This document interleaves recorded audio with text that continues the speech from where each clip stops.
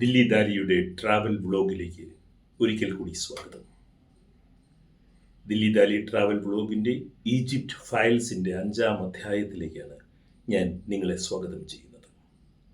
ഇത്തവണ Egypt ഫയൽസിൽ 4 പകലുകളും 3 രാത്രികളും Nile നദിയിലൂടെ ഞങ്ങൾ നടത്തിയ ഒരു ക്രൂയിസിൻ്റെ ഭാഗമായിട്ട് കണ്ട 3 മഹാക്ഷേത്രങ്ങളെക്കുറിച്ചാണ്.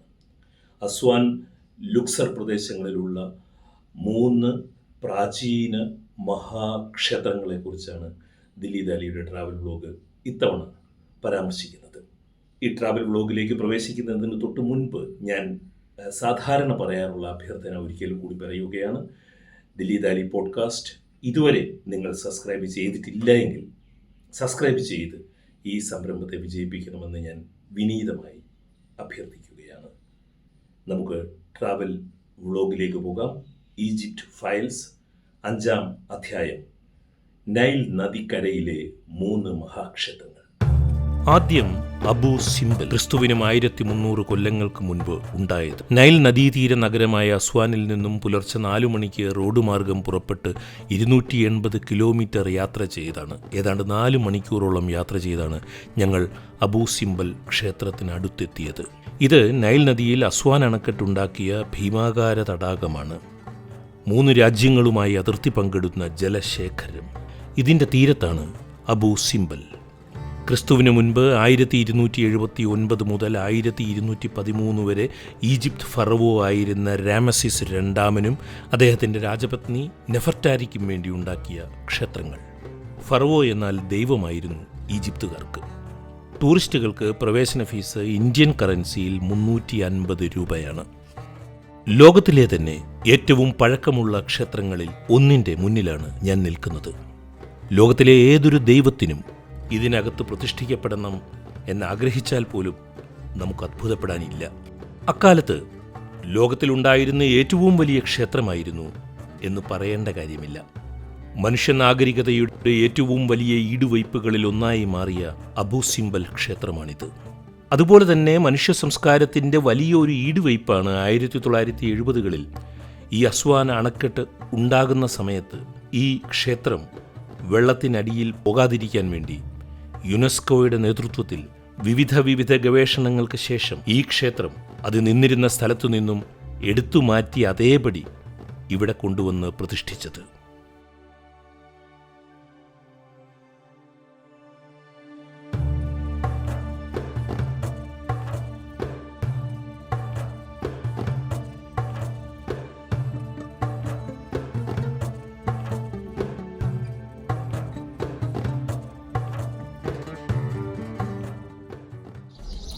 Till 332 BC when Alexander came here to Egypt.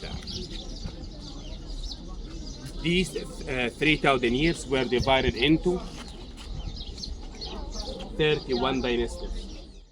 BC 332 Alexander ചക്രവർത്തി ഈജിപ്തിൽ വരുന്നതുവരെയുള്ള ഏതാണ്ട് 3000 വർഷങ്ങളിൽ 31 രാജവംശങ്ങൾ ഈജിപ്ത് ഭരിച്ചിരുന്നു. ഈ രാജവംശങ്ങളെ പ്രധാനമായും 3ആയി വിഭജിക്കാം: പുരാതനം, മധ്യകാലം, നവകാലം. ഇതിൽ പുരാതന കാലം എന്നത് BC 2652 തുടങ്ങുന്നു. അക്കാലത്ത് തലസ്ഥാനം ചെറുനഗരമായിരുന്ന മെംഫിസ് ആയിരുന്നു. മധ്യകാലഘട്ടത്തിൽ, അതായത് 2200 BC തലസ്ഥാനം എബിഡോസ് എന്ന മറ്റൊരു ചെറുനഗരമായിരുന്നു. അസ്വാൻ നഗരത്തിൽ നിന്നും 400 കിലോമീറ്റർ വടക്കുമാറി. പിന്നീട് വന്നതാണ് നവകാലം, 1570 BC മുതൽ 1080 BC വരെ. ലുക്സർ ആയിരുന്നു അക്കാലത്ത് തലസ്ഥാനം. ഇക്കാലത്താണ്, അതായത് 1570 BC മുതൽ 1080 BC വരെയുള്ള നവകാലത്തിലാണ് അബു സിംബൽ നിർമ്മിക്കപ്പെട്ടത്. 19ാം രാജവംശത്തിലെ രാമസിസ് രണ്ടാമനാണ് ഈ ക്ഷേത്രം നിർമ്മിച്ചത്.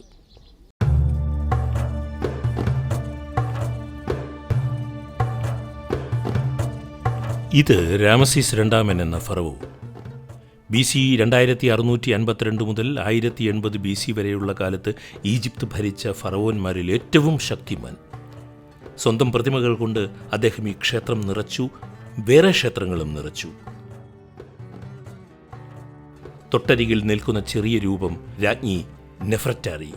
അവർക്കായി വലതുവശത്ത് വേറെ ക്ഷേത്രവും പണിതു രാമസിസ് രണ്ടാമൻ. പറഞ്ഞറിയിക്കാൻ കഴിയാത്ത വിധം മനോഹരങ്ങളാണ് അബു സിംബലിലെ റിലീഫുകളും ചിത്രങ്ങളും. രക്ഷിക്കുകയും ശിക്ഷിക്കുകയും ചെയ്യുന്ന ചക്രവർത്തി, ദൈവത്തെ മാത്രം ഭയന്നവൻ. രാമസിസ് എന്നാൽ ദൈവപുത്രൻ എന്നാണ് അർത്ഥവും.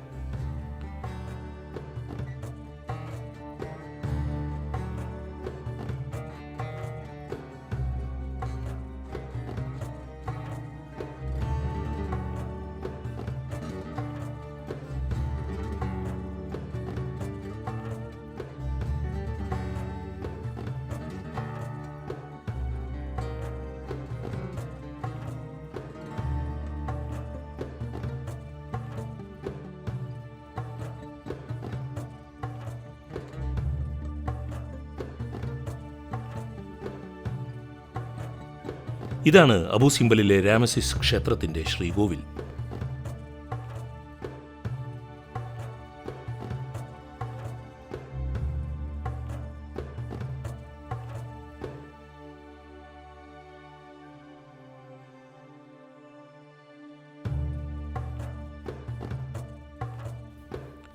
പിന്നീട് ഞങ്ങൾ പോയത് രാജ്ഞിയുടെ ക്ഷേത്രത്തിലേക്കാണ്. രാജ്ഞി നെഫ്രറ്റാറിയും പരുന്തുദേവതയായ ഹാത്തോറിനുമായി ഉണ്ടായ കൂറ്റൻ ദേവാലയം. എപ്പോഴും സന്ദർശകരുടെ നീണ്ട ക്യൂ ആണ് ഇവിടെ.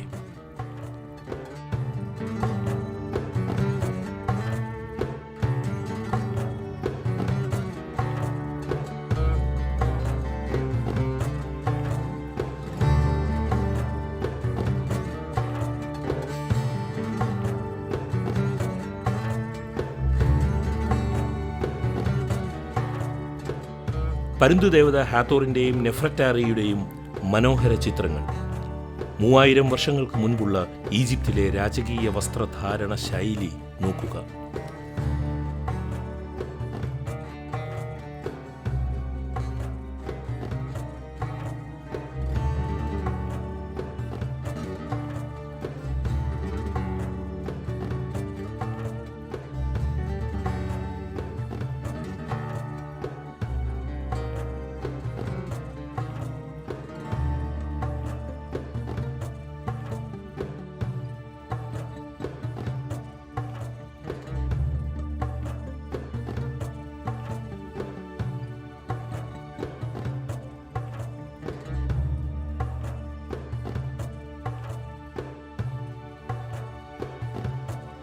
ദില്ലി ദാലിയുടെ ഈജിപ്റ്റ് ഫയൽസിന്റെ 5-ാം അധ്യായത്തിൽ അടുത്തതായി പരാമർശിക്കുന്നത് ഫിലെ ദേവാലയമാണ്. ക്രിസ്തുവിന് മുൻപ് 7-ാം നൂറ്റാണ്ടിൽ ഉണ്ടായത്, അതായത് 2700ഓളം കൊല്ലങ്ങൾക്ക് മുൻപ് ഉണ്ടായത്. ഞങ്ങൾ നൈൽ നദിയിലൂടെ യാത്ര ചെയ്തിരുന്ന ഭീമാകാരമായ ക്രൂയിസ് കപ്പലിൽ നിന്നും ഒരു ചെറിയ ബോട്ടിലേക്ക് കയറി വേണം ഈ ക്ഷേത്രക്കടവിൽ എത്തുവാൻ. ജലപ്പരപ്പിനപ്പുറം അതാ തല ഉയർത്തി നിൽക്കുന്നു മനുഷ്യൻ നിർമ്മിച്ച കാലാതിശായികളായ കൽപ്പനാ മന്ദിരങ്ങൾ. വിനീതമായിട്ട് മാത്രമേ ഇവിടങ്ങളിൽ നമുക്ക് കാലെടുത്തു വയ്ക്കാൻ കഴിയൂ.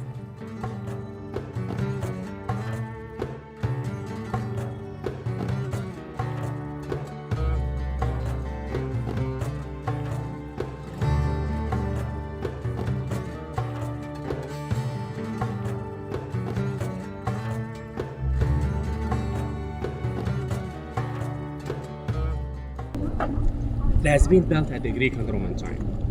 So we call it the Greek-Roman temple. But I don't agree at all to call them Greek-Roman temples.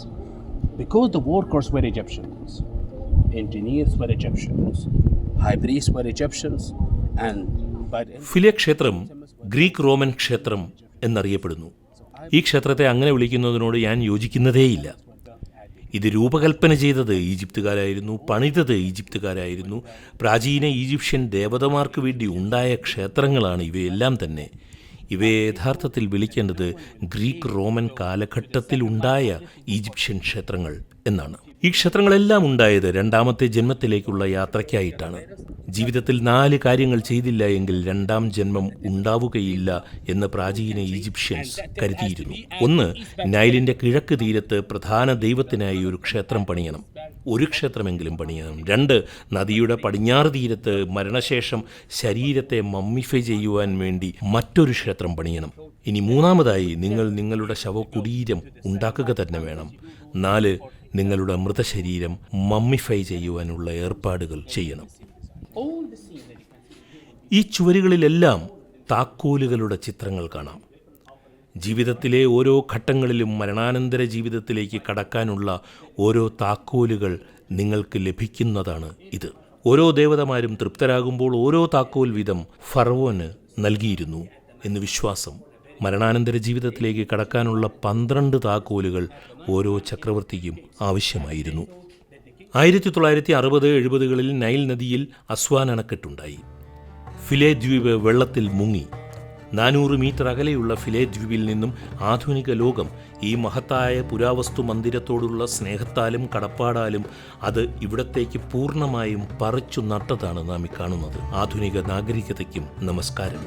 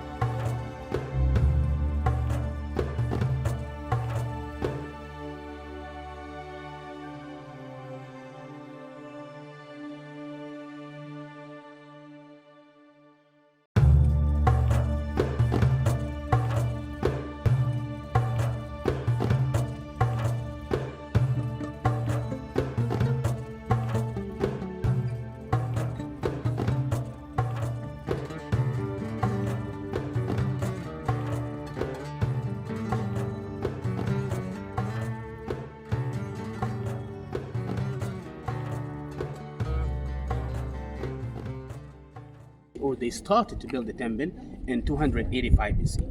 I would like to tell you that temple was still in use till almost 577 AD. That was the last temple. AD 570 വരെ ഈ ക്ഷേത്രത്തിൽ ആരാധനയുണ്ടായിരുന്നു എന്ന് തോർക്കുക. ഇതിനു മുന്നിൽ 2 വലിയ ഒപ്പിലെസ്കുകൾ, തൂണുകൾ, വലിയ തൂണുകൾ ഉണ്ടായിരുന്നു. ആ പൊക്കം കൂടിയ തൂണുകൾ എന്തിനു വേണ്ടിയായിരുന്നു? അപരിചിതർക്ക് ദൂരെ നിന്നേ സൂചന കിട്ടുവാനാണ് ഇതൊരു ക്ഷേത്രമാണ് എന്ന്. അതിനാൽ ഈ തൂണുകളുടെ മുകൾ ഭാഗം സ്വർണവും ചെമ്പും കൊണ്ട് മൂടിയിരുന്നു, പിരമിഡിൻ്റെ ആകൃതിയിൽ. ഫിലെ ക്ഷേത്രത്തിലെ ഒരു തൂണ് പ്രാചീന കാലത്ത് തന്നെ തകർന്നു പോയിരുന്നു. രണ്ടാമത്തേത് നിലനിന്നിരുന്നത് പ്രാചീന ഈജിപ്തിൽ കണ്ടെത്തിയതിൽ ഏറ്റവും മനോഹരമായ തൂണായിരുന്നു. 8 ടൺ ഭാരമുണ്ടായിരുന്നു. അതിന് 6.8 മീറ്റർ ഉയരമുണ്ടായിരുന്നു. ആ തൂണ് മുഴുവനും സ്വർണത്തിലും ചെമ്പിലും മൂടിയതായിരുന്നു. ഒരു ഇറ്റാലിയൻ പുരാവസ്തു ഗവേഷകൻ അത് ഇവിടെ നിന്ന് കട്ടുകൊണ്ടുപോയി. പക്ഷേ മെഡിറ്ററേനിയൻ സമുദ്രത്തിലൂടെ അതിനെ കടത്തിക്കൊണ്ടുപോകുവാനുള്ള ശേഷി അയാളുടെ ചെറിയ ബോട്ടിനില്ലായിരുന്നു. അതിനാൽ അത് മുങ്ങിപ്പോയി ബോട്ടിനോടൊപ്പം. ആർക്കും വീണ്ടെടുക്കാനാകാതെ ആ വലിയ തൂണ് എന്നേക്കുമായി മെഡിറ്ററേനിയൻ കടലിനടിയിലേക്ക് പോയി.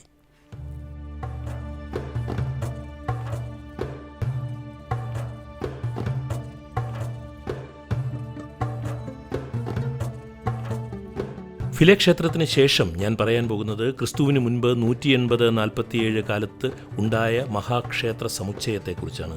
കോം ഓംബോ. ഗ്രീക്കുകാരും റോമാക്കാരും ഈജിപ്തിൽ 11 ക്ഷേത്രങ്ങൾ നിർമ്മിച്ചു. അവർക്ക് പ്രാചീന ഈജിപ്ഷ്യൻ ദൈവങ്ങളിലോ മതങ്ങളിലോ ഒട്ടും വിശ്വാസമില്ലായിരുന്നു. പിന്നെന്തിന് അവരിതൊക്കെ ഉണ്ടാക്കി? തദ്ദേശീയരായ ഈജിപ്തുകാരെ വിശ്വാസത്തിലെടുക്കാൻ, അവരെ പിണക്കാതിരിക്കാൻ, അവർ യുദ്ധത്തിന് വരാതിരിക്കാൻ. പ്രാചീന ഈജിപ്തുകാർ ക്ഷേത്രമുണ്ടാക്കിയിരുന്നത് മരണാനന്തര ജീവിതം ഉറപ്പാക്കാനായിരുന്നു. എന്നാൽ ഗ്രീക്കുകാരും റോമാക്കാരും ഈജിപ്തിൽ ക്ഷേത്രം പണിതത് ഈജിപ്തുകാരെ സന്തോഷിപ്പിക്കാനായിരുന്നു. അതിനാൽ ഗ്രീക്കുകാരും റോമാക്കാരും ഈ ക്ഷേത്രങ്ങൾ ഉപയോഗിച്ചിരുന്നത് ഒരിക്കലും ആരാധനയ്ക്ക് വേണ്ടിയായിരുന്നില്ല. ചിലപ്പോൾ ആശുപത്രികളായി, ചിലപ്പോൾ അനാഥമന്ദിരങ്ങളായി, ചിലപ്പോൾ വിദ്യാലയങ്ങളായി. ഇക്കാണുന്ന ക്ഷേത്രം, ഫിലെ ക്ഷേത്രം, 100 വർഷങ്ങളിലേറെ ഒരാശുപത്രിയായിരുന്നു.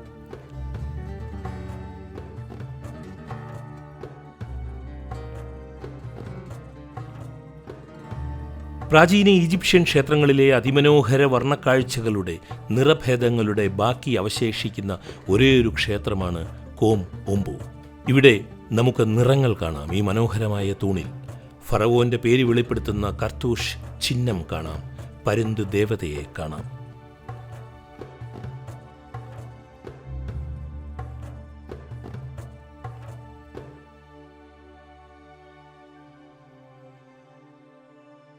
ഇതാണ് സോബർഗ്. കോം ഓംബോ ക്ഷേത്രം 2 ദേവതമാർക്ക് വേണ്ടി ഉണ്ടായതാണ്. ഹാത്തോർ എന്ന പരുന്തു ദേവത, സോബർഗ് എന്ന മുതല ദേവത. There was a special section in the hospital here. ഈ ക്ഷേത്രം ആശുപത്രിയായി പ്രവർത്തിച്ച കാലത്ത് പ്രത്യുൽപാദനക്ഷമതയ്ക്കുള്ള ചികിത്സ ഇവിടെ ഉണ്ടായിരുന്നു. അതിനുള്ള മാർഗരേഖകളായിട്ടുള്ള ചിത്രങ്ങൾ ഇപ്പോഴും നിങ്ങൾക്ക് ഇവിടെ കാണാൻ കഴിയും. ഈ വൈദ്യവിദ്യകൾ പരാമർശിക്കുന്ന 173 രേഖകൾ കണ്ടെത്തിയിരുന്നുവെങ്കിലും എല്ലാം നഷ്ടപ്പെട്ടുപോയി. ഇറ്റലിയിലേക്ക് കൊണ്ടുപോകുമ്പോഴുള്ള കാലാവസ്ഥാ വ്യതിയാനത്തിൽ ഒരു കപ്പലിൽ വെച്ച് തന്നെ അന്തരീക്ഷത്തിലെ ജലാംശത്താൽ അത് മുഴുവൻ നശിച്ചു പോവുകയായിരുന്നു. ഒരെണ്ണം മാത്രമാണ് ബാക്കി ലഭിച്ചത്. ഇത് സോബർഗ് എന്ന മുതല ദൈവത്തിനോടുള്ള ആരാധനയാൽ മമ്മിഫൈ ചെയ്യപ്പെട്ട മുതലകൾ.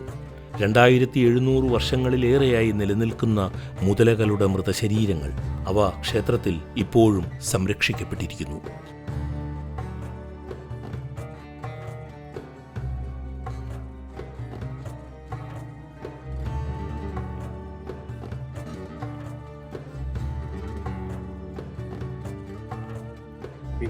ഞങ്ങളെ അത്ഭുതപ്പെടുത്തിയ കാഴ്ചകളോടുകൂടിയാണ് കോം ഓംബോ ക്ഷേത്രത്തിൽ നിന്നും ഞങ്ങൾ പുറത്തിറങ്ങിയത്. എങ്ങനെയാണ് ദിവസങ്ങളെയും മാസങ്ങളെയും വർഷങ്ങളെയും പ്രാചീന ഈജിപ്ഷ്യൻസ് നിർണയിച്ചിരുന്നത് എന്നതിൻ്റെ കലണ്ടർ ഈ ക്ഷേത്രത്തിൻ്റെ ചുവരിൽ. ഓരോ ദിവസവും ഏതു പൂജ, വിശേഷാൽ ദിവസങ്ങൾ ഏതൊക്കെ, എല്ലാം രേഖപ്പെടുത്തിയിരിക്കുന്നു. കലണ്ടർ കോം ഓംബോ തന്നെ.